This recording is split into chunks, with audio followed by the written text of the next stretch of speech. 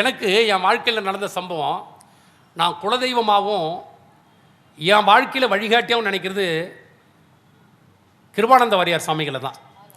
என் குலதெய்வம் மாதிரி தான் அவர் நினச்சிக்கிட்டு இருக்கேன். ஏன்னா அவருடைய சொற்பொழிவுகளை கேட்டு தான் நான் தமிழ் படிக்க ஆரம்பித்தேன். அவர் வாசங்களை கேட்டு தான் என் மூளையில் ஏறி தான் தேடி தேடி தேடி இலக்கியங்களை படிக்க ஆரம்பித்தேன். அவர் என் மூளையில் உட்காந்துட்டார். இன்னொரு ஆச்சரியம் பாருங்கள், எனக்கு அவருக்கு என்ன தொடர்பு பாருங்கள். நான் 12வது படிக்கிறேன்.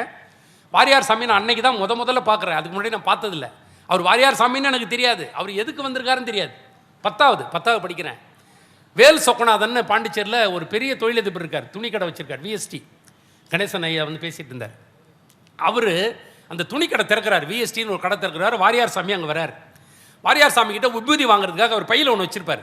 விபூதி எல்லாரும் கொடுத்துக்கிட்டு இருக்காரு. கூட்டம் தள்ளும் உள்ளா இருக்குது. நான் ஏதோ காசு கொடுக்குறாருன்னு நினச்சிக்கிட்டு, ஏதாவது சினிமாவுக்கு உதவாதா ஒரு படம் பார்த்துலான்ட்டு காசு கொடுக்குறாரு. ஒரு பெரிய ஒரு காசு கொடுக்குறாரு. காசு கொடுக்க ஒருத்தர் கிளப்பி விட்டான். நான் அடிச்சு பிடிச்சி கும்பலில் போய் இப்படி கை நீட்டுறேன். எல்லாருக்கும் கொடுத்துக்கிட்டே வந்தார். இப்படி கொடுத்துட்டே வந்தார்ல, நான் இப்படி குனிஞ்சதுக்கும் அவர் நீட்டதுக்கும் என் நெத்திக்கு நேராக அவர் கை விபூதி வச்சு விட்டார். சார், தற்செயலாக நடந்த சம்பவம். வாரியார் சாமி கையால் என் நெத்தியில் விபூதி பட்டுச்சு.